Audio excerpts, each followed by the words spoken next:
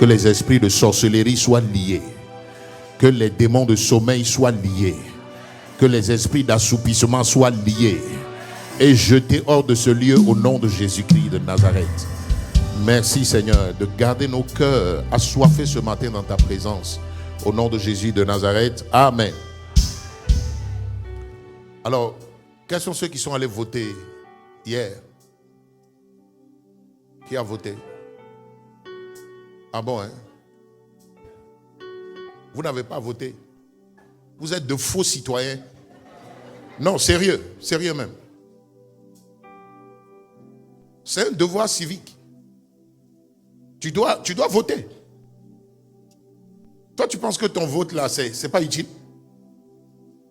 Même si parmi les candidats, il n'y a personne qui te plaît. Alléluia. Mais dans le vote là, il y a bulletin nul. Toi, tu ne sais pas ça.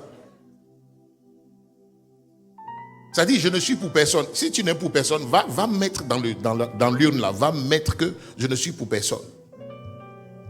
Tu as compris, non? C'est comptabiliser aussi ceux qui ne sont pas pour personne. Alléluia. Ceux qui ne sont pour personne. Ça aussi, c'est des voix qui sont comptabilisées, non? Oui. Donc, si tu ne votes pas, en réalité, tu fausses la réalité. Donc, tu es assis ici, mais ta voix ne compte pas. Si. Ne soyez pas seulement dans les eaux d'en haut. il y a deux eaux qui bénissent. Il y a les eaux d'en haut et les eaux d'en bas. Tu dis non, moi je suis chrétien, je ne fais pas la politique. Qui t'a dit ça? Tu ne comprends pas que la politique est en train de te faire? Alléluia. Non, sérieux, je suis très sérieux. Vous devez accomplir votre devoir civique. Si, tu dois voter. Amen. Si, tu dois voter.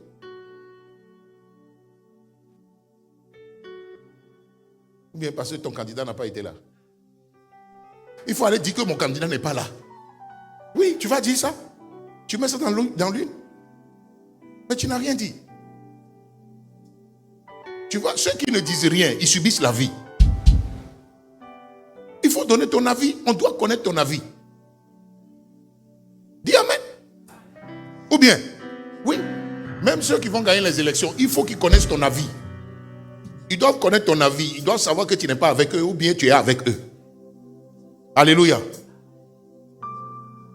C'est vrai que le pasteur Mohamed a prêché, il dit, nous on n'est pas de quelqu'un, on n'est pas de quelqu'un, on est de la partie de Dieu. Alléluia. C'est ce que tu veux me dire, non? Toi tu es de la partie de Dieu. Mais c'est tu sais que Dieu même était aux élections. D'accord. Vous savez, Dieu utilise qui il veut. Si. Ne pensez pas que Dieu utilise les chrétiens seulement. Vous vous trompez royalement. Dieu utilise qui il veut. C'est lui qui établit les rois. C'est lui qui établit les chefs. C'est lui qui établit les autorités. Quelqu'un dit amen. Vous ne comprenez pas ça? Si. Les autorités viennent de Dieu. Quelle que soit la manière dont ils sont venus, quel que soit ce qu'ils sont en train de faire, Dieu dit, ils viennent de moi. Et le pasteur Mohamed dit que Dieu donne aux nations les chefs qui leur ressemblent. Si. Dieu donne aux nations les chefs qui leur ressemblent. Si la nation est corrompue, Dieu va donner à la nation un chef corrompu. Quelqu'un dit amen?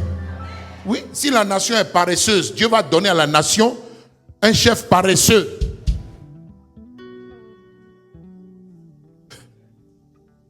Alléluia. Oui. Tu ne crois pas, hein? C'est la vérité. À moins qu'on prie, qu'on se répande et qu'on dise à Dieu, oh Seigneur, suscite-nous quelqu'un qui vient de toi. Quelqu'un qui est selon ton cœur. Quand Saül est venu, vous savez que Saül n'était pas selon le cœur de Dieu? Oui. Parce que les nations ont vu des rois. Israël a vu d'autres nations avec des rois et ils ont demandé un roi. Dieu leur a dit, ok, quand vous demandez des rois, à l'image de ce que vous avez vu dans les nations, je vais vous donner un roi. Et vous allez voir ce qu'il va vous faire. Et quand Saül est venu, le peuple n'a pas été dans le repos. Jusqu'à ce que Dieu suscite David. Et quand il suscite David, il dit c'est celui, il dit David est l'homme selon mon cœur. Quelqu'un dit amen. Oui. que Dieu suscite à nos nations l'homme, alléluia, l'homme qui sera selon le cœur de Dieu. Dis amen bien. Alléluia. Oui, que Dieu suscite ça aux nations.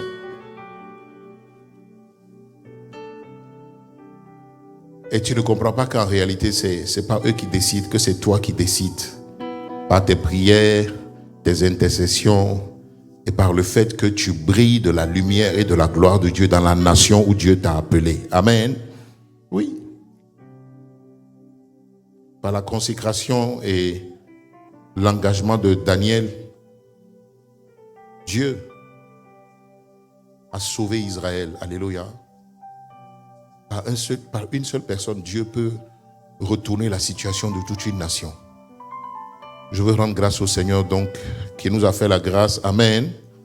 Voilà, de la journée du samedi. Samedi, vous aviez eu peur, vous êtes restés à la maison. Il n'y avait même pas une mouche dehors. On dit d'aller voter, vous n'êtes pas allé voter.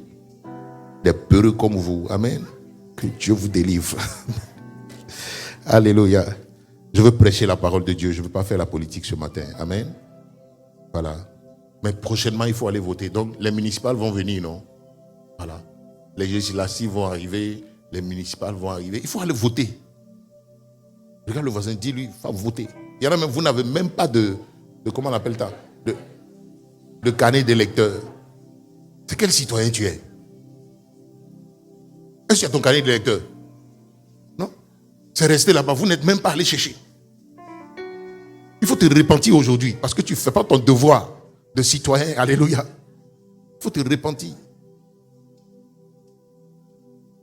Et donc pour les législatives, allez chercher vos bulletins, vos carnets comment on appelle ça? Vos cartes d'électeurs. Et allez voter. Amen. Merci Seigneur pour ta grâce. Merci pour ta parole. Dis avec moi comment devenir un intime de Dieu. Alléluia. Alors, donc le dernier intervenant, c'est-à-dire l'orateur de dimanche dernier, il a parlé de quoi? Le 4 rendez-vous à l'hôtel des Holocaustes, c'est ça? Vous étiez là? Mais pourquoi vous me regardez comme ça? Vous étiez là? Ou bien vous venez d'arriver? Le premier rendez-vous, c'était quoi? Perdre. C'est ça, non? Perdre. Le deuxième rendez-vous? Souffrir. Qui est prêt à souffrir pour Jésus? Lève la main. Qui est prêt à souffrir? De toute façon, tu es déjà en train de souffrir. Amen. Si? Ou bien tu ne sais pas, tu es déjà en train de souffrir. Alléluia. Voilà. Et ceux qui acceptent de souffrir et qui souffrent selon que Dieu veut qu'ils souffrent, ils sont très vite délivrés. Alléluia. Leur vie est très vite transformée. La Bible déclare que Dieu a appris à Jésus l'obéissance par les choses qu'il a souffertes. Et une des caractéristiques des fils qui héritent de leur père, c'est leur obéissance à papa. Quelqu'un dit amen? Si vous voyez un père qui laisse un héritage à un enfant, c'est-à-dire le fruit de ses nombreuses années de travail, à un enfant, à un fils, à un de ses fils, ça veut dire que le fils a témoigné vis-à-vis de ce père-là de la fidélité, alléluia, de la loyauté, de l'obéissance. On ne confie rien de sérieux à quelqu'un qui n'est pas obéissant. Et la Bible dit que Dieu a appris à Jésus l'obéissance par les choses qu'il a souffertes. Et en tant que chrétien, vous ne voulez plus souffrir.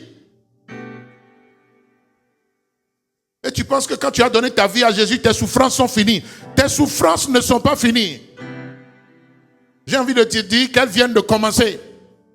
Mais le type de souffrance que nous souffrons en Christ, c'est cette souffrance-là qui sauve notre âme, qui nous délivre, alléluia, et qui nous qualifie pour le royaume. Donne-moi un amen bien.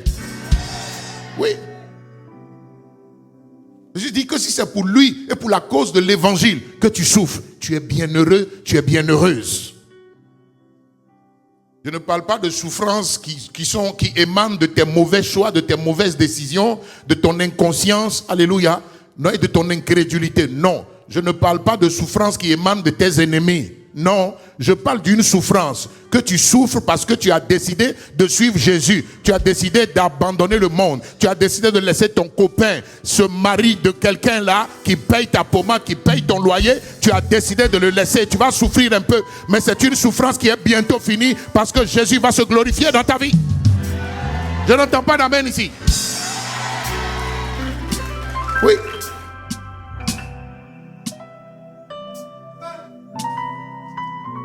Mais si tu refuses de souffrir, tu vas perdre ta vie. Jésus dit, celui qui veut sauver sa vie va la perdre. Mais celui qui perd sa vie va la trouver. Dis amen. Ça veut dire que jusqu'à ce que vous perdiez votre vie, vous n'avez pas encore trouvé votre vie. Ou vous n'avez pas encore trouvé la vie. Jusqu'à ce que vous perdiez votre vie, vous n'avez pas encore trouvé la vie. Vous ne trouverez jamais la vie qui est en Christ si vous n'avez pas perdu la vôtre. Dis avec moi, perdre. Quand j'ai donné ma vie à Jésus, Jésus m'a dit, il faut écrire à toutes tes copines là. Je ne te demande même pas d'aller les rencontrer. Il faut leur écrire pour leur dire qu'entre toi et eux là, elle, c'est fini. J'ai écrit à chacune d'elles. Demande-moi combien j'avais. J'ai écrit à chacune d'elles. Et puis il y a une, je l'aimais tellement bien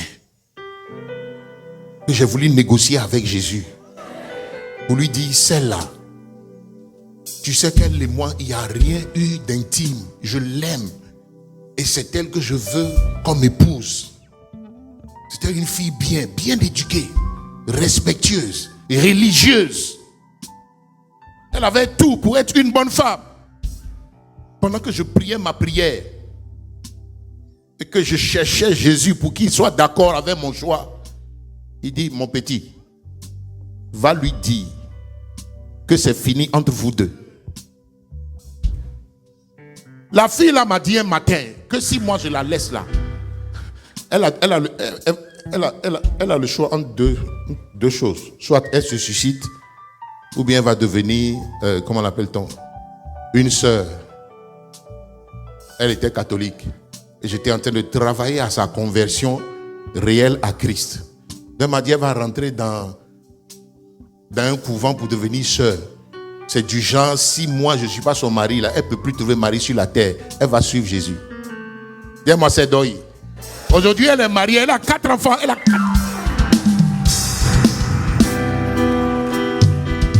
Dis-moi, c'est Doi. Et quand Jésus m'a dit ça, j'ai dit, Seigneur, la fille là, elle m'a dit qu'elle va se suicider. Et Dieu me dit, elle a dit autre chose, non? J'ai dit oui, elle a dit qu'elle va devenir sœur. Elle va rentrer dans un couvent. Il dit d'accord. Il m'a dit, elle ne fera ni l'un ni l'autre. Va lui dire. Il dit, rien ne va lui arriver. Va lui dire que tu ne veux plus d'elle. Va faire ça. Et un soir après le travail, je l'ai appelé, je veux te voir.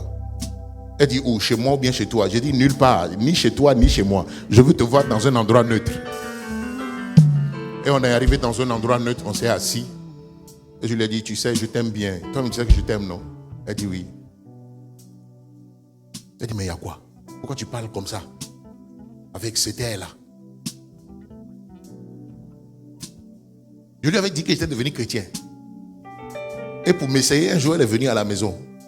Elle est restée tard à causer avec moi jusqu'à une certaine heure. Et après, le temps est passé. Plus de taxi. C'est intentionnellement qu'elle avait fait. Elle a voulu rester dormir avec moi ce jour-là. Je dis, hey, Jésus, je venais de me donner au Seigneur. Amen. Elle dit, normalement, une femme ne doit plus dormir chez moi. Mais je ne peux pas la jeter dehors. Amen. Donc je l'ai laissée dormir. Et quand on s'est réveillé le matin, elle m'a regardé, elle dit, tu es normal? J'ai dit, pourquoi?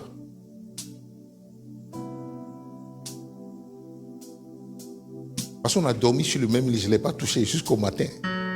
Elle me dit, oh, Jésus n'est pas encore revenu. Amen. Elle me demande, est-ce que je suis normal? Je dis oui, je suis très normal, lucide même. Il t'a dit que je me suis donné à Jésus, non? Elle dit oui. Elle dit, toi, ton level là, hein? Amen. Donc je reviens au stade où je devais lui annoncer maintenant que c'est fini entre nous. Et quand on s'assoit, je lui dis, tu vois, je t'aime bien, mais on va se séparer. Les larmes ont commencé à couler ici. Et moi aussi, mes larmes ont commencé à couler.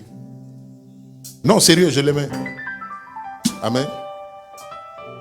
Je l'ai consolé, je dis, je t'aime bien, mais je préfère Jésus à toi. Amen. Je dis, je préfère Jésus à toi. Je préfère Jésus à notre relation. Donc je vais te perdre. Mais je sais que toi, tu ne vas pas te perdre. Je sais que tu ne vas pas te suicider aussi, parce que tu m'as dit que tu allais te suicider le jour. Je te laisse. Je sais que tu ne vas pas te suicider. Tu aimes la vie, toi. Tu aimes la vie. Tu vas vivre. Amen. Donc je vous passe les détails. Aujourd'hui, elle est mariée.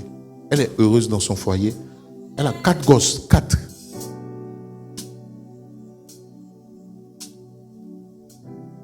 Vous devez sacrifier quelque chose. Vous devez perdre quelque chose. Il dit, celui qui veut sauver sa vie va la perdre. Mais celui qui fait quoi? Qui perd sa vie va la trouver.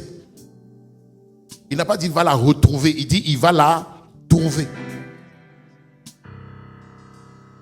Donc si vous n'avez pas perdu la vie que vous meniez avant Jésus, et il y en a qui ont ramené cette vie-là à l'église, et tu es encore dedans, tu es encore dans le fait de tripoter les petites filles, tu cherches garçon, mais tu viens à l'église. Écoute-moi, il faut te repentir, convertis-toi à Jésus. Et laisse marier des gens. Dis amen.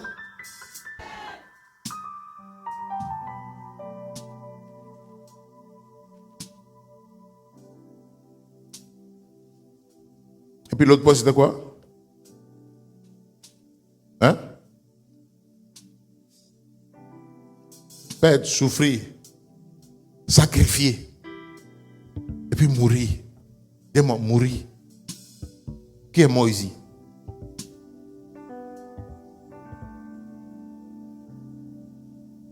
Tu dois mourir à toi-même. Alléluia.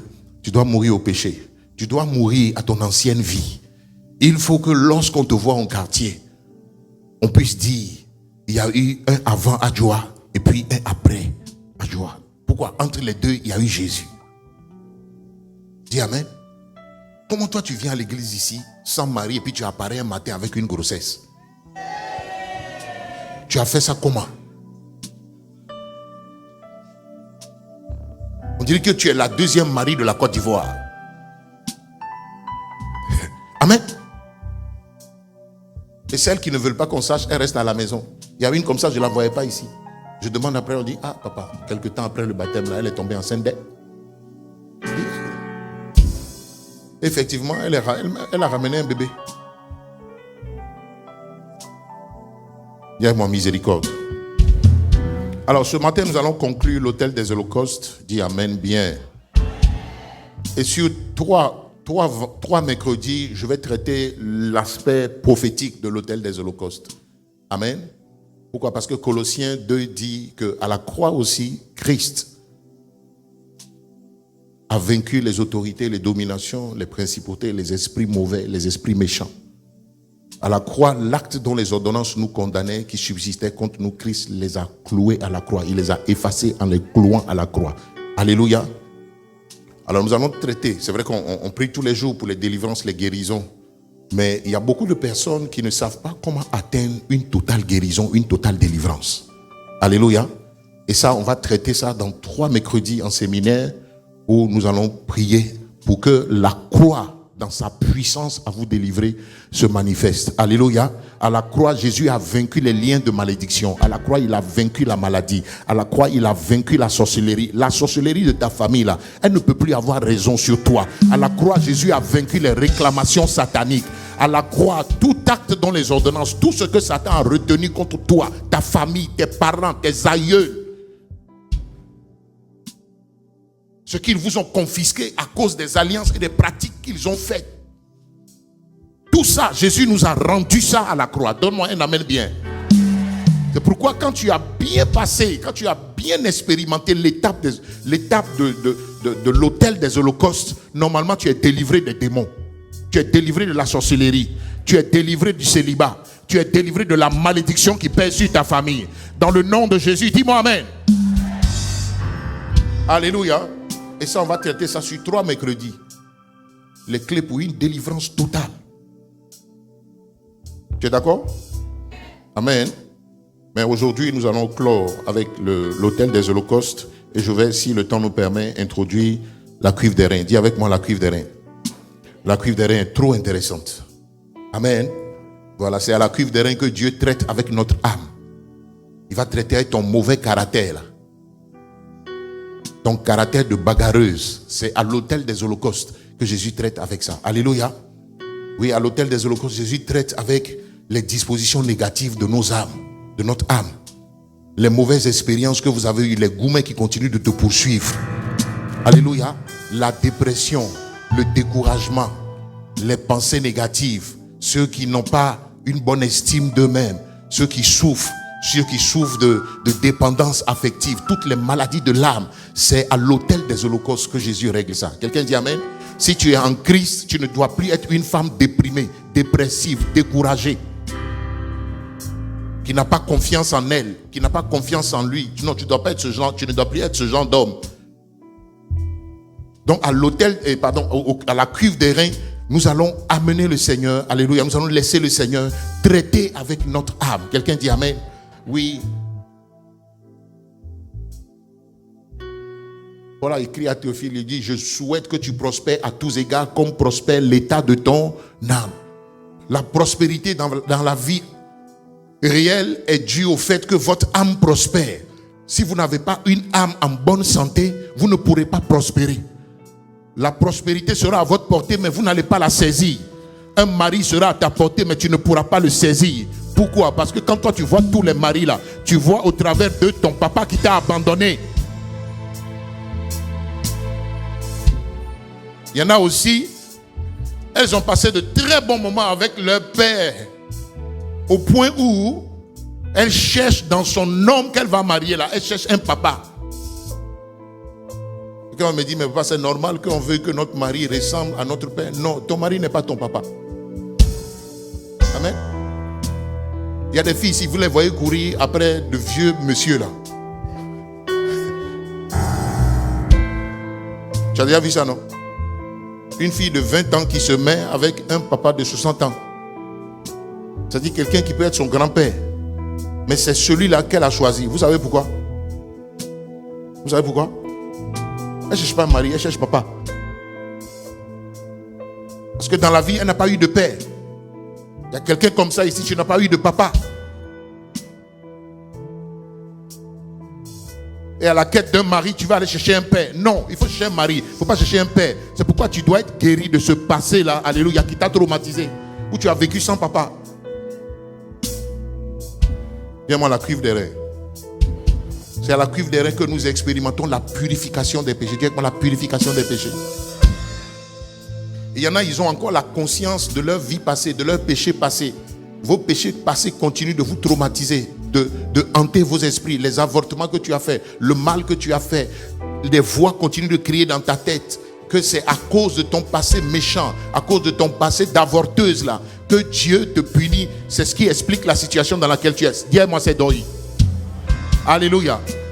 Oui, mais comme tu penses à ça et que tu crois en ça, ce en quoi tu crois, c'est ce qui t'arrive. Et ce que tu redoutes là, c'est ce que tu vis. Donc la cuivre des reins va nous faire du bien. Quelqu'un dit Amen. Alléluia. À la cuivre des reins, vous mirez. La cuivre des reins, c'est vrai, c'était de l'airain, mais c'était fait aussi à base de miroir. Amen. De sorte que lorsque vous vous approchez de la cuivre des reins, vous vous voyez à l'intérieur. Même dans l'eau qui est là, dans laquelle vous devez vous purifier, vous pouvez voir votre visage. Mais la cuivre des reins dans sa composition avec du miroir quelque part. Quelqu'un dit Amen. Et le miroir vous reflétez votre propre visage. Nous allons apprendre tout ça. Alléluia. La parole de Dieu est un miroir qui vous reflète votre réel visage, votre réelle identité. Qui est-ce que Dieu vous a appelé à être? Ce que vous êtes appelé à devenir en Christ. Qu'est-ce que la parole de Dieu dit de vous réellement? C'est un miroir aussi. Pourquoi? Parce qu'il vous expose votre état de cœur. La parole, elle a le pouvoir de nous pénétrer, de pénétrer nos cœurs, nos pensées. Elle va jusque dans notre âme, elle va jusque dans notre moelle. Elle traite des sentiments et des dispositions des cœurs. Alléluia. La cuve des reins va nous faire du bien. J'aime cette étape de la parole de Dieu. Alléluia. J'aime cette étape de notre relation avec le Seigneur. Et Jésus va guérir beaucoup de personnes à la cuve des reins. Alléluia. Beaucoup de personnes à la cuve des reins. À la cuve des reins, tu vas te rendre compte que tu es un homme, un mari méchant, qui n'aime pas beaucoup sa femme. Alléluia. Pourquoi? Parce que tu as vu ça chez ton papa. Doucement, doucement. Parce que tu as vu ça chez ton papa. Et ça s'est imprimé en toi. Donc tout exemple, tout mauvais exemple, toute mauvaise expérience, tout ce que vous avez vu, tout ce à quoi vous avez été abreuvé, il y en a qui ont été abreuvés à la méchanceté. Tu as vu ton papa maltraiter ta maman. Aujourd'hui, tu as commencé à maltraiter ta femme. Il faut que Jésus te délivre de ça. Amen. Oui, il faut que Jésus te délivre de ça. Donc tout mauvais héritage que vous avez pris par le sang, c'est à la cuve des reins que Dieu va purifier ton âme. Pourquoi? Parce que l'âme, notre âme est dans notre sang. Et quand ton âme est malade, ton sang est malade. Alléluia. Oui. Et vice versa. Quand ton sang est malade, ton âme aussi est malade. Parce que les deux là vivent ensemble. Alors aujourd'hui, je veux, par la grâce de Dieu, insister sur 2 ou 3 clés qui vont vraiment vous aider à vivre une vie victorieuse. Surtout une vie victorieuse sur le péché. Amen. Donne-moi un amen bien. Alléluia. Dis avec moi, une vie victorieuse sur le péché. Alléluia. Alors j'avais commencé à traiter avec vous 5 expériences que vous devez faire à l'autel des holocaustes pour être pleinement béni par cette étape-là de votre vie. Amen.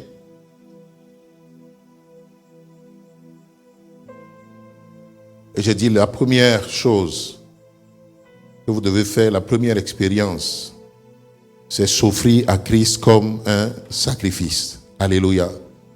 Alors c'est ce que ça traduit aussi par le fait de perdre. Dis avec moi, perdre.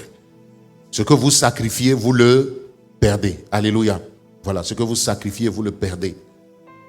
S'offrir à Christ comme un sacrifice veut dire que vous offrez votre vie. Et quand vous avez offert votre vie à Jésus, tout ce qui n'est pas bien à l'intérieur, il va récupérer. Alléluia. Comme j'ai dit tout à l'heure, il a récupéré la fille là que j'aimais. J'ai pleuré comme ça. Moi, grand garçon là, j'ai pleuré. Je n'ai pas pleuré parce que femme m'a abandonné. J'ai pleuré parce que Jésus m'a dit, laisse-la et préfère-moi. Amen. J'ai offert ma vie. J'ai offert ma vie. Christ va vous demander des choses à offrir, des choses qui vous coûtent cher. Une relation qui te coûte cher. Il dit, mais le monsieur là, si je le laisse là, je vais payer mon étude comment? Je vais payer mes études comment? Je vais manger comment? Je vais vivre où? Je vais payer ma maison comment? Il faut le laisser. Il faut le laisser. Tu vas voir si Jésus ne peut pas s'occuper de toi. Laisse-le, même si tu perds cette maison, Dieu va susciter quelqu'un pour te loger. En attendant, alléluia, de résoudre ta situation, de régulariser ta situation. Dieu ne vous laissera jamais confus longtemps. Non. Il ne vous laissera jamais longtemps dans la honte. C'est vrai qu'il peut permettre que vous soyez humiliés pendant un temps. Mais Jésus ne vous laissera pas humilier tout le temps.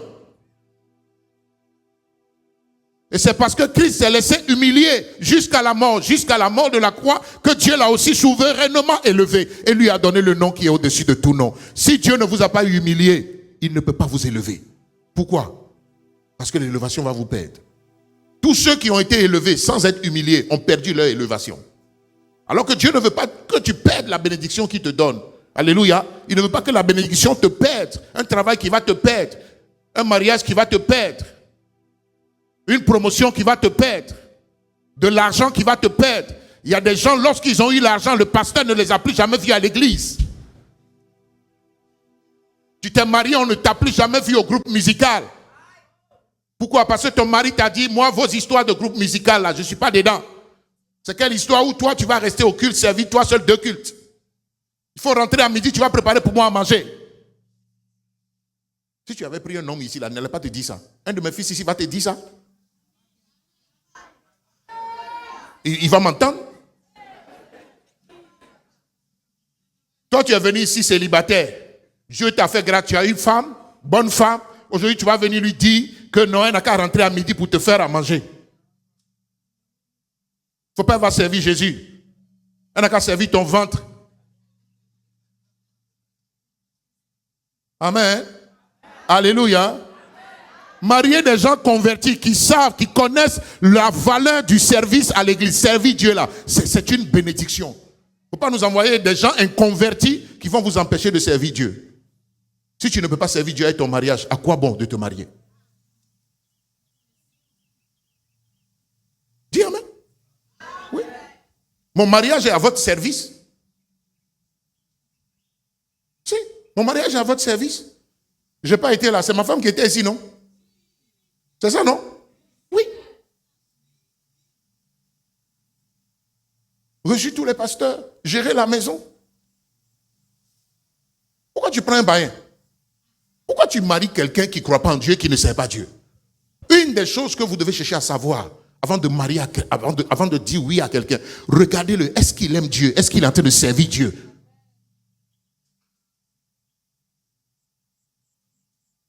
Il ne faut pas nous ramener des inconvertis là.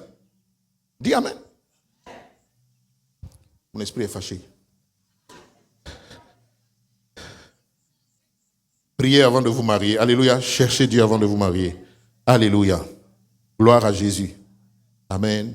Et donc, parmi les 5 choses à faire, j'ai traité 3. Je n'ai pas traité 2. Pourquoi? Parce que je les ai reportés à l'étape du lieu saint. Alléluia. Quand nous allons arriver dans le lieu saint, nous allons parler du Saint-Esprit. Alléluia. En long et en large. Aussi, nous parlerons de la parole de Dieu. Alléluia. Voilà, parce que dans le lieu saint, vous avez un autel qu'on appelle l'autel des pains de proposition ou la table des pains de proposition. C'est une table sur laquelle on déposait des pains dans le lieu saint. Et c'était des pains sans levain qui symbolisent la parole de Dieu. Alléluia. Qui symbolisent la parole de Dieu. Donc le pain, c'est la nourriture quotidienne. C'est le pain quotidien. Alors, un enfant de Dieu, quelqu'un qui est intime de Dieu, quelqu'un qui se veut proche du Seigneur, doit avoir la culture de la méditation de la parole de Dieu au quotidien. Si tu te réveilles le matin et que tu ne médites pas la Bible, ça veut dire que ton esprit n'a pas mangé. Si ton esprit n'a pas mangé, il ne se porte pas bien. S'il ne se porte pas bien, tu ne peux pas mener une vie chrétienne victorieuse. Donc la nourriture de l'esprit, c'est la parole de Dieu. Dis amen. Donc nous allons parler de la parole de Dieu, nous allons parler de la méditation, nous allons parler des bienfaits, alléluia, de la parole de Dieu dans votre vie, dans votre relation avec le Seigneur, et vous allez être bénis. Quelqu'un dit amen. Alléluia. Mais ce matin, je veux insister sur quelque chose sur lequel le Saint-Esprit a attiré mon attention, et nous allons clore avec l'autel des holocaustes. Tu es d'accord? Prends avec moi Romains, le chapitre 8, à partir du verset 1. Nous allons lire ce passage dans 2 versions. La première version, ce sera Louis II, et puis la deuxième version, j'aimerais qu'on la lise dans la version parole vivante. Dis amen. Alors, premier lecteur, Romains le chapitre 8, à partir du verset 1. Amen. Le gentleman en blanc, oui, tu vas lire. Ça fait longtemps que je n'ai pas entendu ta voix. Donnez-lui un micro. Romains chapitre 8, à partir du verset 1.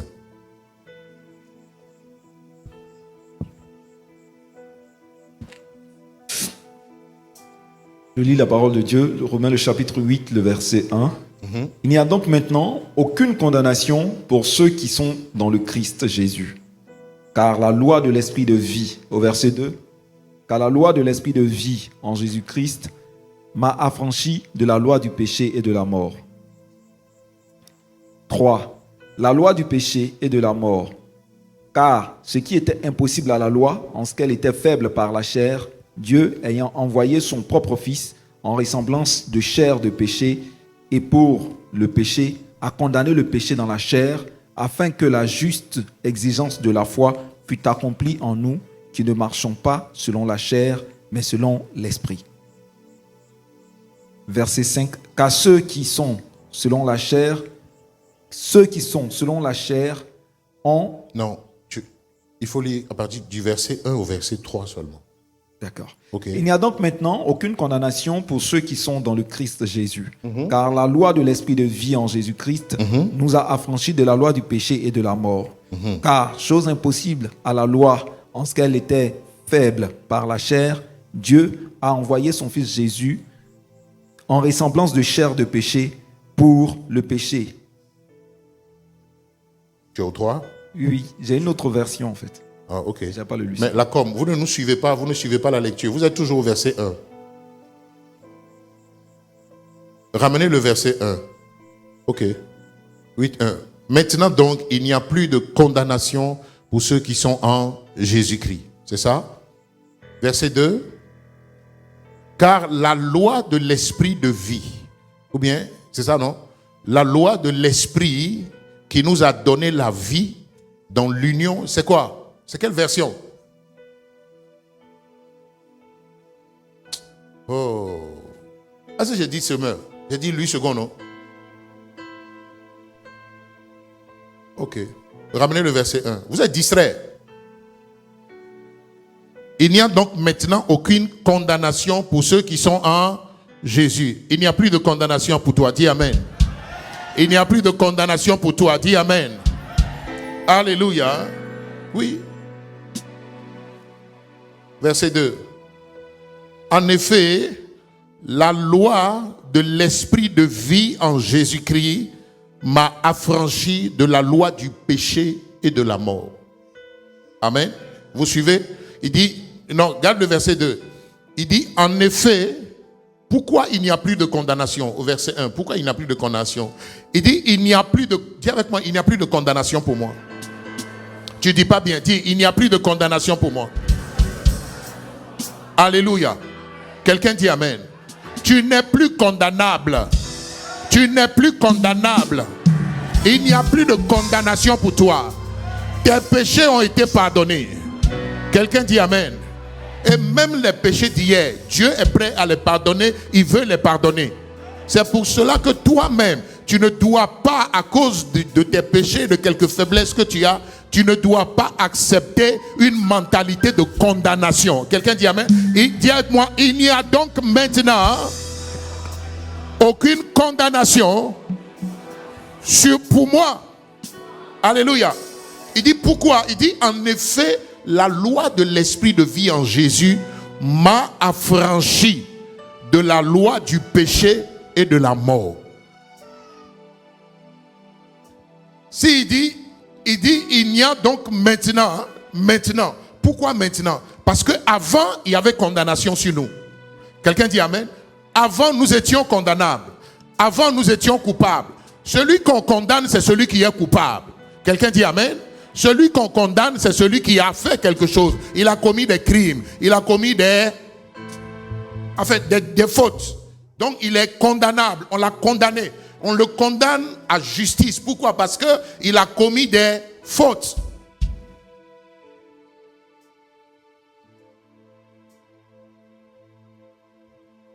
Et Romains 3 dit, tous ont péché et sont privés de la gloire de Dieu. Quelqu'un dit Amen? Oui. Maintenant, il dit, pourquoi est-ce qu'il n'y a plus de condamnation pour moi? Il n'y a plus de condamnation pour nous parce que la loi de l'esprit de vie en Jésus nous a affranchis de la loi du péché et de la mort. Écoutez-moi bien, écoutez-moi bien. Si tu peux comprendre aujourd'hui ce que je vais expliquer là, tu vas partir de ce culte avec la victoire définitive sur le péché et son pouvoir. Tous ceux qui sont nés de femmes et d'hommes sont sous une condamnation, la condamnation du péché. Pourquoi? Parce que le péché n'est pas d'abord l'acte. Le péché, c'est un état. Je ne sais pas si vous me comprenez. Et vous naissez avec cet état-là. C'est une nature. Le péché est une nature. Je ne sais pas si quelqu'un me comprend. Oui, le péché est une nature. Tu nais avec. Le bébé qui est né aujourd'hui, qui ne parle pas, qui n'a pas encore parlé, qui n'a encore commis aucun péché là, il est déjà dans le péché. Il y a déjà le péché sur lui. Il est déjà sous condamnation. Pourquoi? Parce que c'est une nature, c'est un état que vous héritez lorsque vous naissez d'un homme et d'une femme. Tous ont péché et sont privés de la gloire de Dieu. Donc le péché, c'est une nature avec laquelle vous naissez. Je ne sais pas si quelqu'un me comprend. Tu comprends ici? Est-ce que ça au moins tu as compris? Tu as compris ça? Ton amen est faible. Et donc tous ceux qui sont nés de femmes et d'hommes, quel que soit ton âge, cette loi-là, elle agit en vous. La loi du péché et de la mort. Dites-moi la loi du péché. Cette loi domine tout être humain qui est né d'une femme et d'un homme. Elle domine tout le monde. Elle met tout le monde sous condamnation. Elle assujettit tout le monde. Elle met tout le monde esclave. Quand on parle de loi, la loi a un pouvoir. La loi a le pouvoir de vous faire subir ce qu'elle dit. Quelqu'un dit amen? Oui. Et la loi du péché et de la mort, vous la subissez à la naissance.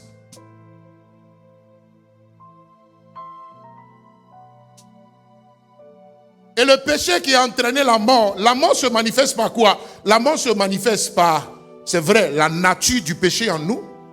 Mais vous allez voir, la mort se manifeste par des maladies. La mort, c'est la pauvreté. La mort, c'est les malédictions. Quelqu'un me dit? Quelqu'un me suit? Oui. C'est la mort qui se manifeste par le péché.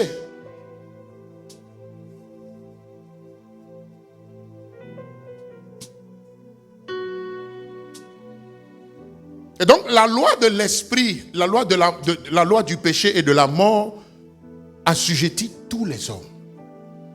Et c'est pour ça que lorsque vous naissez d'un homme et d'une femme, il y a déjà le péché en vous. C'est une nature. Il suffit juste que tu grandisses.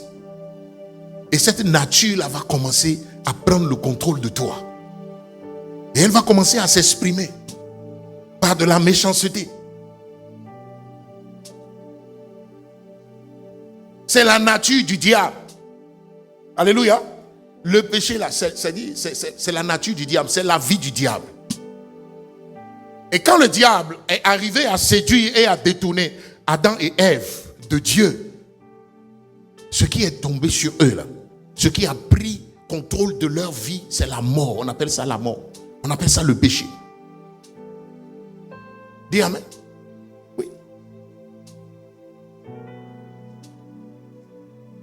Ils sont morts. Pourquoi? Parce que Dieu leur a dit, il dit le jour où vous allez manger de ce fruit que je vous ai interdit de manger, il dit vous allez mourir. Il dit vous allez mourir. C'est-à-dire vous allez être séparés de moi. Vous allez être privés de ma gloire. Vous allez être privés de ma vie. Vous n'aurez plus ma vie. Dieu c'est la justice, Dieu c'est la paix, Dieu c'est la joie, Dieu c'est la bonne santé, Dieu c'est la vie éternelle. Alléluia. Zoé c'est Dieu. Et lorsque Zoé est parti, Zoé a laissé la place à la mort. Et tous les hommes ont été assujettis à la mort. Pourquoi? Parce qu'ils sont devenus esclaves du péché. Et cette loi a dominé sur le monde, a dominé sur les humains. Ils ont commencé à se faire du mal, à s'entretuer, de la méchanceté, la sorcellerie. Satan a pris le contrôle de leur cœur, les a initiés à la sorcellerie, à la méchanceté, au mal, au meurtre. Nous avons vu Caïn qui a tué le premier meurtrier de la Bible. Il a tué son frère Abel. Pourquoi? Parce que le péché a pris le contrôle de l'être humain. C'est une loi.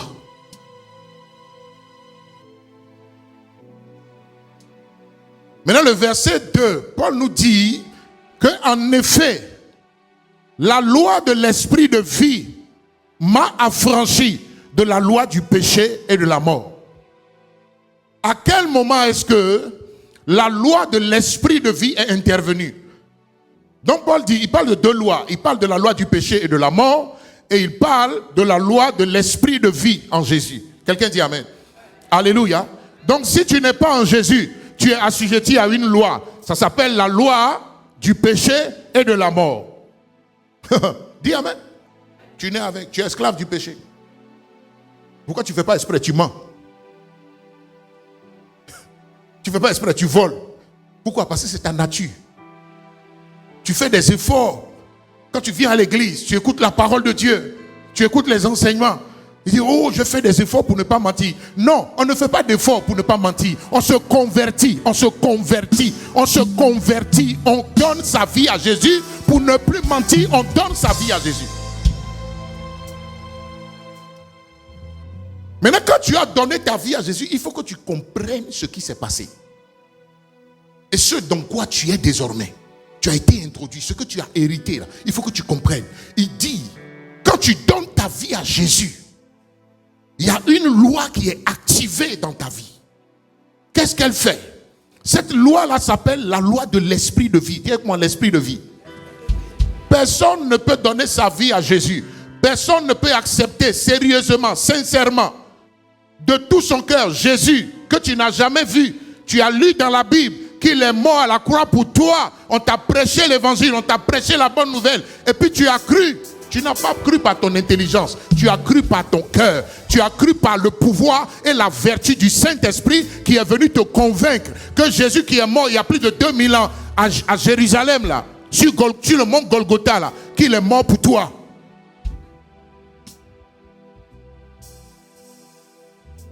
Tu ne peux pas croire en cette parole si tu veux juste le faire par ton intelligence. Ça ne peut pas fonctionner.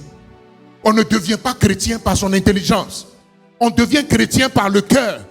Jésus dit, ces paroles que je vous dis sont esprit et vie. La conversion à Christ, c'est une révélation.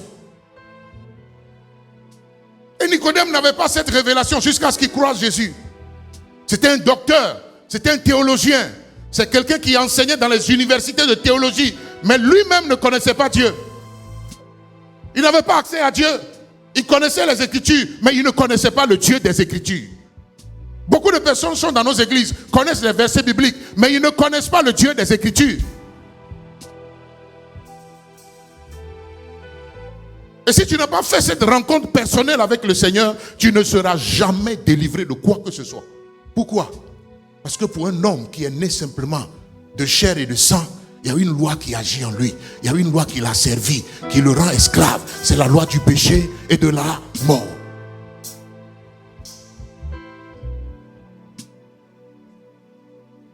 Mais dit, lorsque vous croyez en la bonne nouvelle, en l'évangile, qui vous dit que Jésus est mort pour vos péchés à la croix, Jésus est mort et que c'est par sa mort que vous êtes sauvés, vos péchés sont pardonnés et que vous avez accès à la vie éternelle. Quand tu crois en cette bonne nouvelle de tout ton cœur, la Bible dit que tu es sauvé, tu es né de nouveau. Maintenant, quand vous naissez de nouveau, vous devez comprendre de quoi il s'agit. Alléluia. Vous devez comprendre de quoi il s'agit. Vous devez comprendre qui est-ce que vous êtes devenu. Le jour où vous avez accepté Jésus, vous n'avez pas accepté une église, vous n'avez pas accepté une religion, vous ne vous êtes pas converti à une religion, vous avez accepté un don de Dieu en vous. Vous avez accepté l'arrivée de Jésus dans votre vie. Vous avez accepté l'arrivée du Saint-Esprit dans votre vie. Vous avez accepté de croire dans le Dieu qui vous a créé. Il dit, lorsque vous avez accepté Jésus, il y a quelque chose qui se passe. Il dit, il y a une autre loi qui vient. Elle s'appelle la loi de l'esprit de vie. Dites-moi, l'esprit de vie. L'autre loi travaillait par l'esprit de la mort. Mais cette loi-ci, elle travaille avec l'esprit de vie. Dites-moi, l'esprit de vie. Est-ce que tu sais que cet esprit est en toi? L'esprit qui donne la vie est en toi. Dites-moi, l'esprit de vie. Il dit, cette loi, lorsqu'elle est venue dans ma vie, qu'est-ce qu'elle a fait? Elle m'a affranchi de la loi du péché et de la mort. Ça veut dire qu'elle m'a libéré. Elle m'a délivré. Elle m'a sorti du pouvoir. Elle m'a libéré du pouvoir du premier, je veux dire, du premier chef dominateur qui était sur ma vie, qui s'appelait le péché et la mort. Cette loi vient me libérer. Elle a le pouvoir de me libérer, de me délivrer, de m'affranchir de la loi du péché et de la mort. Quelqu'un dit amen. Et il dit, cette loi s'appelle la loi de l'esprit de vie en Jésus.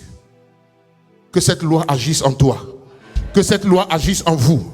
Que cette loi agisse dans vos cœurs. Que cette loi agisse dans ton esprit. Que cette loi te donne le pouvoir ce matin de vivre une vie sans péché. Une vie sans péché. Une vie sans mensonge. Une vie sans impudicité. Une vie sans tricherie. Une vie de sainteté.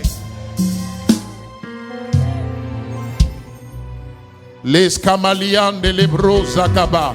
Parle en langue avec moi. Shabalia. Dis avec moi, je saisis la loi de l'esprit de vie.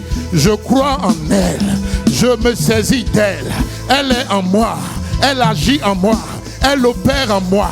Elle me délivre du pouvoir du péché et de la mort. Elle m'a délivré. Confesse-le, déclare-le. Dabareketebre, Zebeledia, les Canado, Sabaladia, les Bre, Sikele Bre, Zadala, Ratakale Amasodabre, Liko Faladiande Lebre, Gadabaha, Liko Paradianda, Lita Faliande Bre, Zekete, Ratakalabra, Sadalabayende Broskia. Amen. Tu m'as pas dit amen. Tu m'as pas bien dit amen. Donne un amen puissant à Jésus.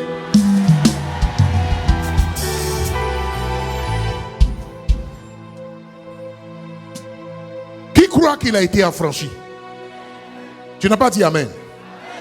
Qui croit qu'il a été affranchi? Affranchi veut dire quoi? Libéré, délivré. Dis amen. Vous savez ce qui est extraordinaire dans le mot affranchi, c'est que le mot affranchi tient compte de votre être intérieur. Vous savez, Israël a quitté l'Égypte, mais Israël n'avait pas été affranchi de la servitude d'Égypte. Beaucoup de personnes ont donné leur vie ou ont accepté Jésus, mais ne vivent pas les réalités de l'affranchissement. Jésus a dit dans Jean le chapitre 8, il dit, si le Fils vous affranchit, vous serez réellement libre. Dis avec moi, si le Fils vous affranchit, vous serez réellement libre. Tu n'as pas bien dit. Tu n'as pas bien dit. Dis encore, si le Fils vous affranchit, vous serez réellement libre. D'accord, donnez-moi Jean 8.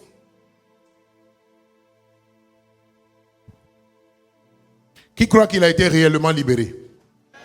Qui croit qu'il a été réellement affranchi? Est-ce que quelqu'un peut acclamer le Seigneur Jésus ici? La debre, zekele mrahendeleria, sedele debre, sakatabayandele debresco. Affiché à partir du verset 30. À partir du verset 30.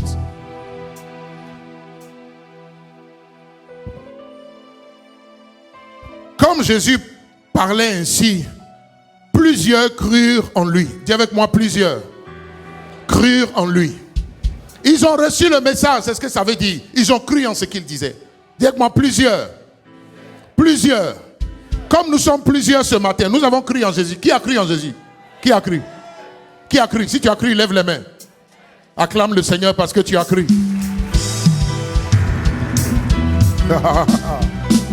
Alléluia. Amen. Oui. Beaucoup ont cru, mais beaucoup ne sont pas affranchis. Beaucoup ne vivent pas l'affranchissement. Beaucoup ne sont pas libres. Comment est-ce qu'on peut croire en Jésus mais ne pas être libre? Ça veut dire qu'il y a quelque chose qu'on n'a pas compris dans notre foi.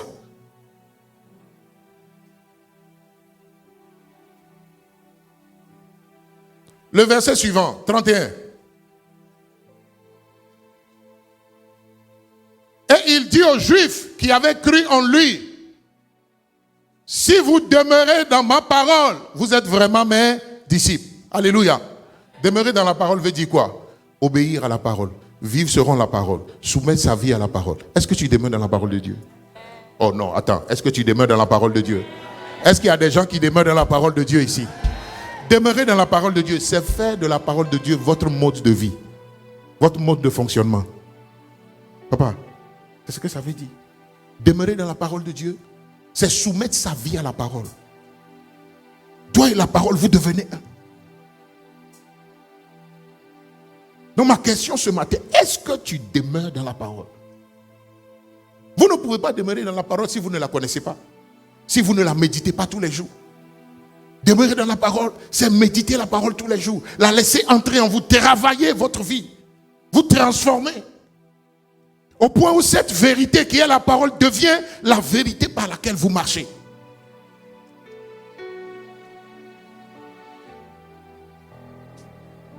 Dis amen.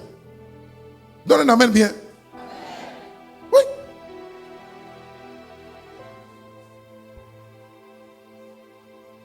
Est-ce que quand quelqu'un vient avec l'argent pour essayer de te séduire, tu résistes?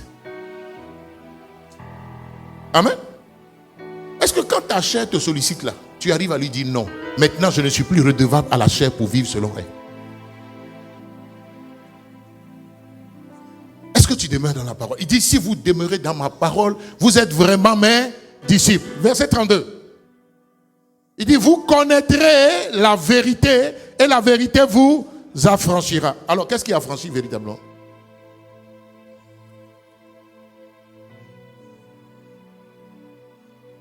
Beaucoup d'entre vous, vous ne connaissez pas la vérité. Il y a une soeur ici, elle servait à la Sainte Seine. Et maman l'a vue, ça l'a dérangée. Et maman l'a appelée pour essayer de discuter avec elle. Je ne sais même pas comment elle est arrivée à la Sainte Seine. Elle servait à la Sainte Seine, mais elle était dans les concubinages. Et par le Saint-Esprit, maman l'a dit, viens me voir au bureau. Parce que quand je te vois là, il y a quelque chose qui me dérange chez toi. Et la soeur allait la voir au bureau. Elles ont commencé à discuter. Chercher à faire sa connaissance. Tu viens d'où? Comment tu vas et tout? Nanana. Et puis, maman a découvert que la soeur là, elle vit en concubinage. C'est-à-dire, elle vit avec un homme qui n'est pas son mari, c'est-à-dire qui ne l'a pas mariée. Et elle est à la Sainte Seine. C'est-à-dire, elle sert la Sainte Seine les dimanches. Amen. Est-ce que tu sais que la vie de concubinage, c'est une vie de péché? You don't know. Vous savez ce que la sœur a dit? Elle dit, elle ne savait pas que concubinage là, Dieu n'aime pas. Que vivre avec un garçon qui n'est pas ton mari là, il ne t'a pas marié là. Elle dit, elle ne savait pas que c'était un péché. Est-ce que toi tu sais? Tu sais? Qui sait ça ici?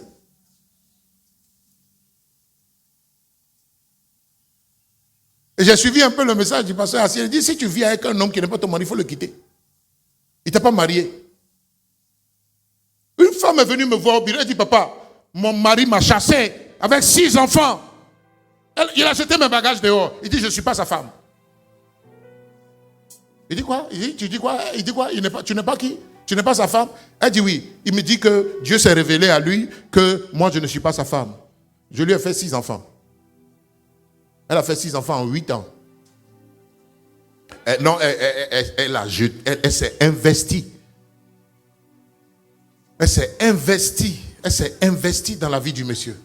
Elle a fait 6 enfants au monsieur. Il l'a jeté dehors avec ses enfants et ses bagages. Il dit, va chez tes parents. Dieu m'a dit que tu n'es pas ma femme. Après 8 ans de vie, consacré à un homme où tu lui as fait 6 enfants, maintenant là, tu es pratiquement vieille, tu es fané. Parce que quand on a fait 6 enfants, les seins sont tombés, les fesses sont tombées, tout est tombé, tout est tombé. Maintenant que toi es devenu plocon sur toi là, il dit que toi tu n'es pas sa femme. Qu'il faut qu'il trouve une autre femme. Tu as gaspillé ta jeunesse, tu as gaspillé tes années, tu as foutu ta vie en l'air. 6 enfants, qui va te marier? Qui va te marier? Même si Jésus vient se révéler à lui en plein jour, il va dire que c'est le diable qui lui a parlé. Tu as foutu ta vie en l'air, maman. Et pendant qu'elle me disait non, mon mari m'a chassé. Je dis, ton mari comment? Et je regarde son doigt, il n'y a pas de bague. Je dis, vous êtes mariés? C'est ton mari comment? Elle dit, je lui ai fait 6 enfants. Je dis, madame, tu as fait 6 enfants cadeau. C'est pas parce que tu as fait 6 enfants à un homme qu'il est ton mari. La preuve, lui, il te dit que tu n'es pas sa femme. C'est toi qui penses que tu es sa femme. Vous pensez que quand vous faites des enfants aux hommes là, ils vont vous garder, ils vont vous marier parce que vous avez fait des enfants. Non, je vais lui faire un enfant, comme ça il va me garder. Tu n'es pas intelligent, tu es bête. Tu es bête. Un homme ne te garde pas parce que tu lui as fait des enfants. C'est doi, c'est faux. Je suis un homme, je te dis ça.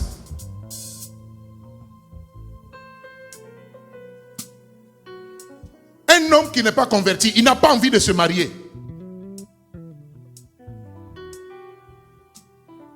À plus forte des raisons, lui il dit, il connaît Dieu, que c'est Dieu, il a prié, c'est Dieu qui lui a dit que la femme là n'est pas sa femme. Et Dieu aussi, Dieu souffre. Dieu souffre. Moi si j'étais Dieu, j'allais démissionner au ciel même. Cher.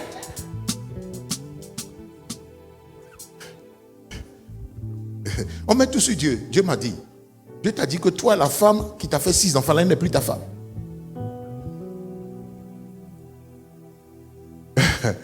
Elle dit, mais vous êtes mariés? Elle dit non. Il a fait coco. Elle dit non. Il t'a doté? Elle dit non. J'ai dit, mais j'ai failli lui dire, madame, tu es bête. Mais l'esprit a retenu ma bouche. Non, mais c'est de la bêtise. C'est de la bêtise. 6 enfants avec un homme sans mariage. Si tu as fait ça ici, si toi tu fais ça ici, même un seul, si tu as fait un seul avec un homme sans enfant, sans mariage, tu es déjà dans le péché. À plus forte raison, 6. Ta vie est foutue, c'est fini. Tu vas mourir vieille, souffrir avec tes enfants. Ça, on appelle ça la malédiction. Oui.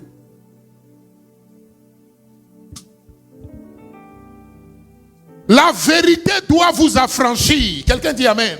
La vérité doit vous affranchir. Il dit, si vous connaissez, il dit, vous connaîtrez la vérité et la vérité vous affranchira. Continue. Donne-moi le verset. Allons vite.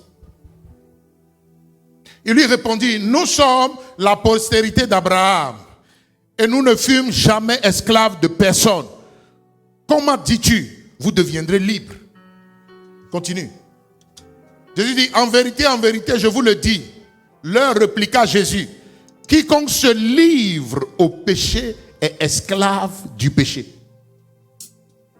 Or, l'esclave ne demeure pas toujours dans la maison. Le fils y demeure toujours. J'ai prêché en France, j'ai dit, dans la maison de Dieu, il y a 2 catégories de personnes. Il y a des esclaves et puis il y a des fils.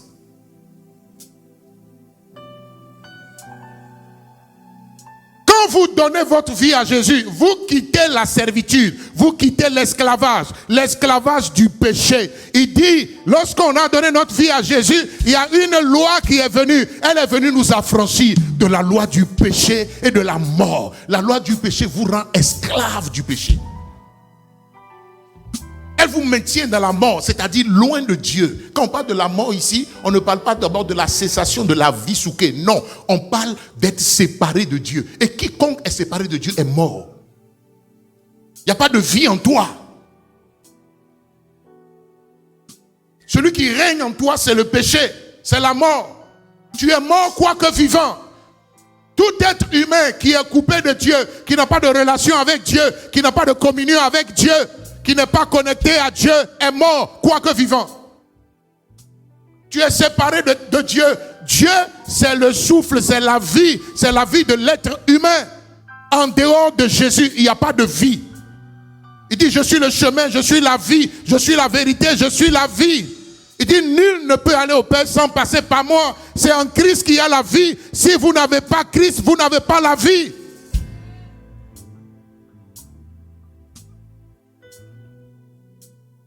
Il dit, oh, l'esclave ne demeure pas toujours dans la maison, mais le Fils, il demeure toujours.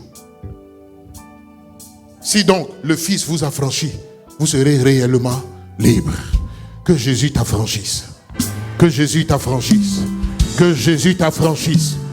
Alléluia. Mais la bonne nouvelle dans Romains, c'est qu'il dit que la loi de l'esprit de vie nous a déjà affranchis de la loi du péché et de la mort. Ici, Jésus était en train de prêcher aux foules. Paul, il écrivait à l'église. Il dit, maintenant, si vous êtes de l'église, pas d'une communauté, alléluia. Maintenant, si vous êtes de l'église, c'est-à-dire, si vous appartenez à Jésus, si vous avez donné votre vie à Jésus, il dit, vous avez été affranchis de la loi du péché et de la mort. Dis avec moi, j'ai été affranchi.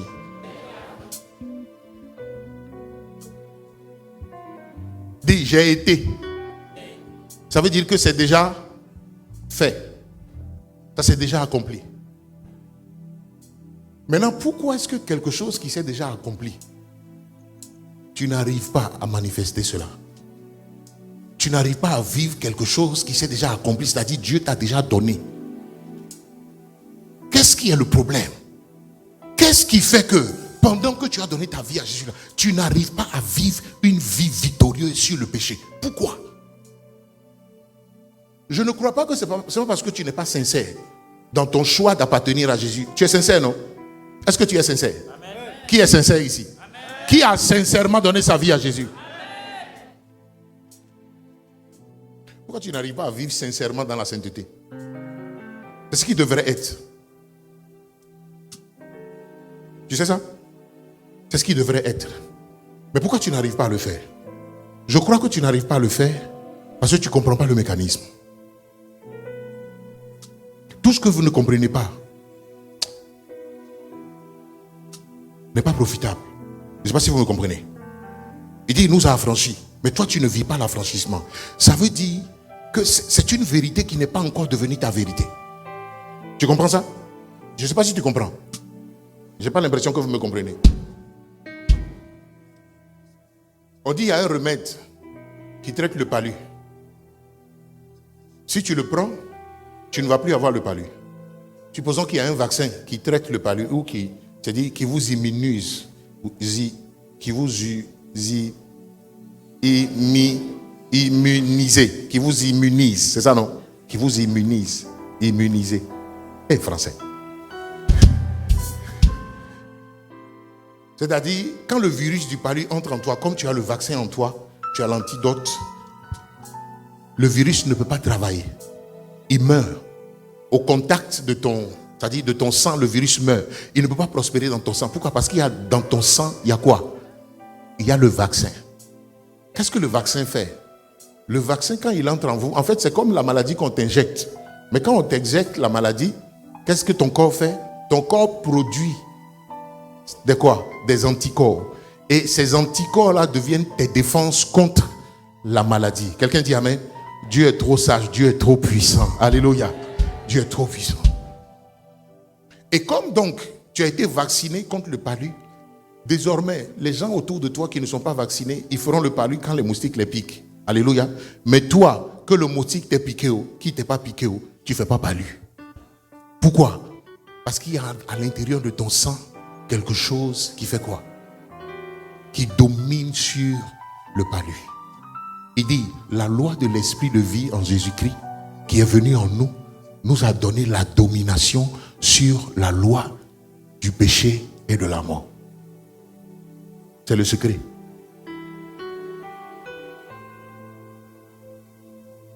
C'est le secret. Ça ne fonctionne pas en toi parce que la vérité n'est pas entrée en toi. Le vaccin là, c'est la parole. Elle doit entrer en toi. Ce n'est pas parce qu'elle est entrée dans tes oreilles physiques que c'est entré. Non. Il faut que ça passe tes oreilles physiques et que ça entre jusque dans ton cœur. C'est dans le cœur que se trouve la vie. c'est dans le cœur que Dieu se trouve. C'est ton cœur que Dieu veut posséder. C'est dans ton cœur qu'il veut te faire vivre le Dieu qu'il est. Dieu est dans le cœur. Dieu veut ton cœur. Et c'est avec le cœur que vous croyez en Dieu. C'est pas avec votre tête. Si votre foi reste dans votre tête, c'est une foi religieuse. Elle ne fonctionne pas. Le péché va venir et vous ne saurez pas lui résister. Pourquoi? Parce que vous n'avez pas reçu l'antidote. Jésus dit, vous connaîtrez. Dis avec moi, connaître. Donnez le verset là comme. Dis avec moi, connaître. Tu veux que je t'explique connaître là? Je vais t'expliquer? Qui veut que je lui explique? C'est le même mot qui est dit dans Genèse que Adam a connu Ève. Et les deux ont fait quoi? Un enfant. Alors, connaître ici, connaître une vérité, c'est la... Bon, je vais vous expliquer. C'est la même chose que lorsque une femme va vers un homme, ou bien un homme va vers une femme, et l'homme fait quoi? L'homme dépose dans le sein de la femme sa semence. Alléluia. Qu'est-ce que cette semence fait? La foi, c'est comme la femme qui est dans sa bonne période de fécondité. Je ne sais pas si vous me comprenez. Un homme ou une femme de foi, c'est quelqu'un qui est toujours prêt à recevoir la semence de Dieu et à laisser cette semence porter un fruit en lui ou en elle. Quelqu'un me suit? Alléluia. Alors, ceux qui n'ont pas la foi, ils ne reçoivent pas la vérité. Ils ne connaissent pas la vérité. Connaître la vérité, ce n'est pas d'avoir, c'est pas entendre la vérité. Jean dit, ce que nous avons entendu, ce que nous avons vu. Vous savez, quand vous avez entendu selon Dieu, ce que vous avez entendu, vous commencez à le voir. Un jour, j'étais en train de méditer à partir d'un message d'un pasteur. Il prêchait sur la nature divine en nous. Et c'est cette nature-là qui nous donne la victoire, le pouvoir de vivre la vie de Dieu, la Bible. Et pendant qu'il prêchait, il prêchait. Et puis, à un moment donné, mon esprit s'est ouvert. Et la vérité qu'il était en train de prêcher là est entrée en moi. J'ai tressailli et puis j'ai commencé à parler en langue. Je venais de recevoir une lumière à partir du message. Cette lumière, elle est entrée en moi. En fait, c'est le réma qui aujourd'hui là, c'est la vérité qui me fait vivre la vie de santé divine. Dis avec moi la santé divine.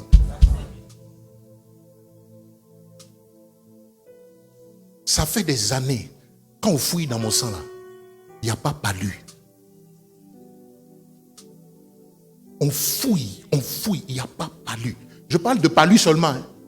Je parle de palu. Palu que toi tu fais et puis tu as envie de mourir là. Ça te met à l'hôpital pendant 3 jours là. On fouille dans mon sang, il n'y a pas de palu. Pas parce que les moustiques me piquent. Moi je ne dors pas sur moustiquaire. Les moustiques me piquent. Mais il n'y a pas de palu. Ça n'existe pas. Pourquoi? Ça n'existe pas. Moi, ça fait des zones. Je ne dors pas à l'hôpital. Et comme cette vie est chez moi, même tous ceux qui sont à la maison chez moi, ils ne sont pas malades. Avant-hier, maman a commencé à avoir froid. Elle grelotte. Ses dents là comme ça. Je suis allé dans la chambre, je lui ai imposé les mains. J'ai parlé à la fièvre. J'ai dit, ici, tu n'as pas de place. Dans ce corps, tu n'as pas de place. Je lui ai fait une onction d'huile. Priez pour elle. Ils sont venus, ils ont pris son sang, ils sont allés fouiller dedans, il n'y a rien.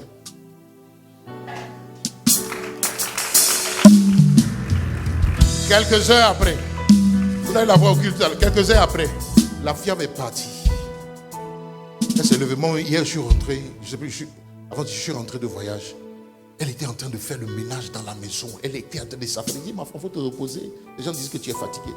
Bon, il y a des moments quand le corps est fatigué, quelques petits microbes peuvent vouloir prendre le dessus. Mais la loi de l'esprit de vie en Jésus a le pouvoir sur les petits microbes, a le pouvoir sur la maladie, a le pouvoir sur les petits bobos. Quelqu'un dit amen. Donne-moi un amen puissant ici.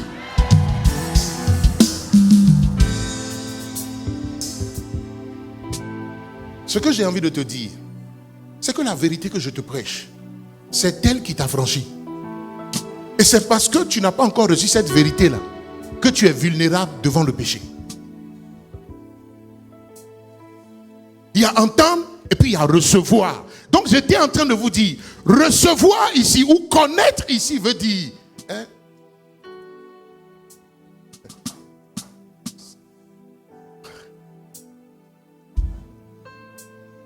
Tu connais du cœur, pas dans ta pensée. Le cœur, dis avec moi le cœur. Et quand vous connaissez du cœur, ça crée quelque chose en vous. On appelle ça la foi. Amen. La Bible dit dans Romains 10, 17, la foi vient de ce que l'on entend et de ce que l'on entend, le réma de Christ. Tu vois, en termes de vérité, il y a des vérités que tu connais. Il y en a que tu ne connais pas. Pas parce que tu n'as jamais entendu. Non, il y a des vérités que tu connais. Toute vérité que vous connaissez vous affranchit de quelque chose. Je connais la vérité de la santé divine, ça m'a affranchi de la maladie. Quelqu'un dit amen? Mais il y a d'autres vérités que je n'ai pas encore connues. Pas parce que je n'ai pas encore entendu, mais je n'ai pas encore connu. C'est-à-dire quoi? Je n'ai pas encore trouvé dans cette vérité-là la foi nécessaire pour me permettre de vivre la loi de cette vérité. Et amen? J'ai un niveau de prospérité financière. Mais il y a un autre niveau que Dieu a disposé pour moi. Nous connaissons Dieu, mais nous le connaissons de gloire en gloire. À chaque fois que vous devez entrer dans une autre gloire, il y a une lumière qui arrive. C'est la lumière de la vérité. C'est la lumière de la révélation. Et Jésus dit, vous connaîtrez, c'est-à-dire vous aurez la révélation de la vérité et la vérité va vous affranchir. Ce n'est pas la prière du pasteur. Ce n'est pas les impositions de main des prophètes. Non, le pasteur, il peut chasser ton démon. Mais l'imposition de main ne va pas te faire donner, ne va pas te donner la révélation sur comment est-ce que désormais tu vas empêcher ce démon de revenir dans ta vie. De ce que tu dois faire pour que ce démon ne revienne pas. Parce que quand on chasse un démon, il s'en va. Mais la Bible dit qu'il va revenir pour voir si la vérité est restée en toi. Parce que c'est cette vérité-là qui va l'empêcher de revenir. Ce n'est pas l'imposition des mains. Moi, je ne suis pas avec toi. Ma main ne peut pas rester sur ta tête indéfiniment. Quelqu'un est d'accord avec moi, non? Oui, j'ai prié pour toi et je suis parti. Ton démon aussi est parti. Mais je te garantis qu'il va revenir. Il va revenir. Là, il faut que tu sois au courant qu'il va revenir. Dis-moi, il va revenir. Maintenant, quand il revient, il faut qu'il trouve à l'intérieur de toi un cœur qui est illuminé. Et qui lui dit, ici là, il n'y a plus de place pour toi. Il n'y a plus de place. Je suis affranchi maintenant de la masturbation. Il n'y a plus de place. Sinon, on peut chasser le démon de masturbation. Et puis il va revenir pour voir. Est-ce que les prédispositions de la masturbation sont encore en toi? Quand il vient, il te sollicite. Et il entend à l'intérieur de toi la vérité qui lui dit, j'ai été affranchi de la masturbation. Il n'y a plus de place pour toi dans ma vie. Et quand le démon entend ça, quand l'esprit entend ça, il est obligé de partir.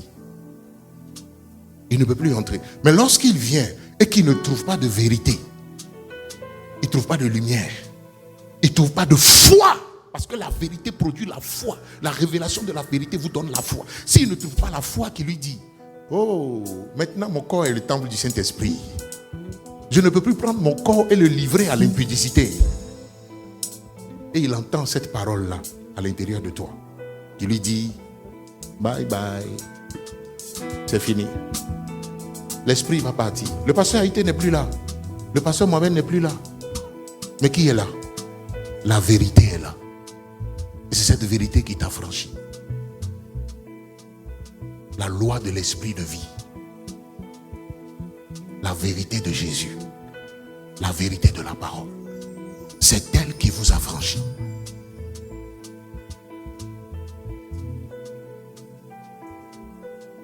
Et tu n'es plus péché.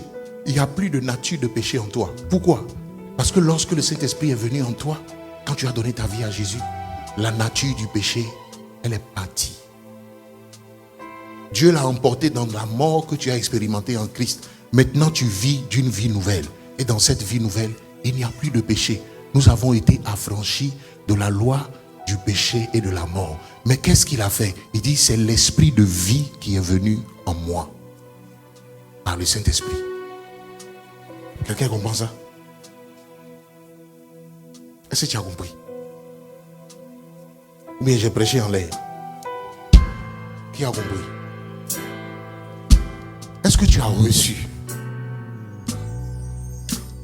Si tu as compris, c'est bien, mais il faut recevoir. À ceux qui l'ont reçu, à ceux qui croient, la parole leur a donné le pouvoir.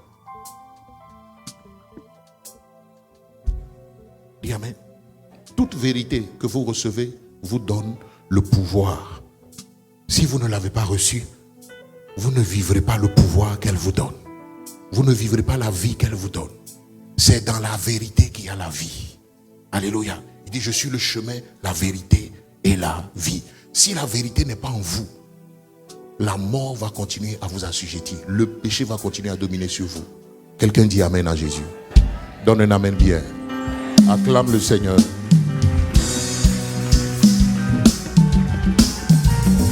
La victoire majeure que Dieu vous donne à l'autel des holocaustes, c'est la victoire sur le péché. Dis amen. Alléluia. Normalement, si tu as compris, même un petit mensonge ne doit plus se trouver dans ta bouche. Il n'y a pas de petit péché. Dis amen. Péché, c'est péché. Est-ce que tu crois ce matin que la vie de sainteté est en toi?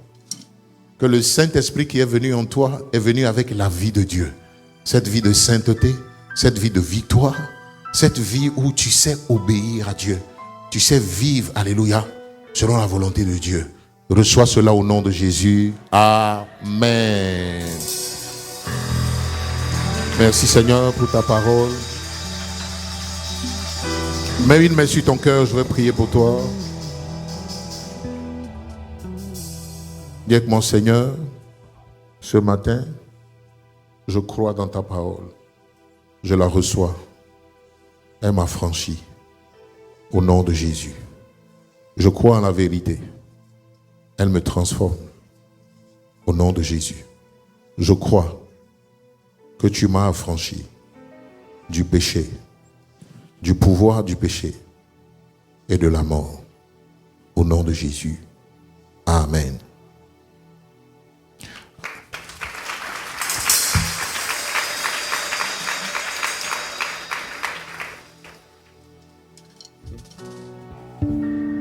Alors prends une offrande. Nous sommes en train de rebâtir la maison du Seigneur. Amen. Et je veux rendre grâce à Dieu pour tous ceux qui ont pris des engagements et qui sont en train de les honorer. Alors ce matin, si tu n'en avais pas encore pris, il faut prendre un engagement. Il n'y a pas meilleur endroit où tu dois semer, où tu dois investir que dans l'œuvre de Dieu. Amen. Alléluia. Vous êtes là ou bien vous êtes partis? Amen. Il n'y a pas meilleur endroit où tu dois investir que dans la maison de Dieu, que dans l'œuvre de Dieu. Si tu investis dans l'œuvre de Dieu, tu auras un puissant investissement, retour sur investissement. Amen. C'est le seul endroit où lorsque vous investissez, vous ne perdez jamais. Amen. Faire une alliance avec Dieu en prenant une enveloppe, en participant à l'œuvre de la rénovation, de la construction de la maison de Dieu. Prends un engagement, prends une enveloppe pour la construction. Si tu as pris déjà un engagement et que tu veux maintenant donner, tu vas réclamer aussi une enveloppe auprès du service d'hôtes. Ceux qui ont leur dîme, vous allez réclamer aussi une enveloppe de dîme et nous allons apporter au Seigneur avec joie. Amen. Quels sont ceux qui veulent s'engager? Peut-être que tu avais pris un engagement, l'Esprit de Dieu te convainc d'en faire encore. Continue de le faire. Fais monter un peu plus voilà, ton niveau d'engagement. Si tu avais pris 100 000, prends 200 000. Le Seigneur va pouvoir. Dis Amen.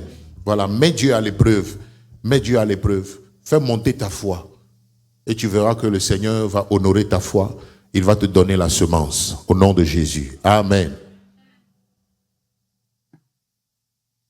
Alors, tous ceux qui veulent donc participer ou donner pour la construction, vous allez vous tenir debout avec vos enveloppes. Si tu es venu avec ce que tu as promis au Seigneur, tu vas te tenir debout et je vais prier. Après la prière, tu vas déposer ça directement sur l'autel. Ceux qui ont leur dîme aussi, tenez-vous debout. Vous avez une offrande spéciale, tenez-vous debout. Vous avez une dîme, tenez-vous debout. Vous avez pris un engagement, vous voulez l'honorer, tenez-vous également debout. Et nous qui avons nos offrandes ordinaires, tu vas la prendre dans ta main. Saisis-la comme ça.